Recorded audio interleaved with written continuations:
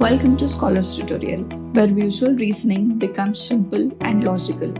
In this question, we have 5 figures, labeled A to E. One of them is different from the rest, either by rotation, reflection, or design, and we need to find the odd one out. For these types of question, we should count the number of blocks in each of the option, or if any of the image looks different than other. In the given question, all images have the same number of blocks. To check which one looks different, we can consider one of these sides as base of the image and imagine all other images with the same base, and to identify which image looks different with that base. All other images look the same when oriented with the same base except B. Therefore, the correct answer is B.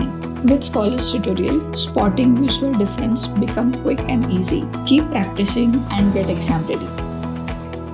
Ace your academics with Shruti.ai. It's free.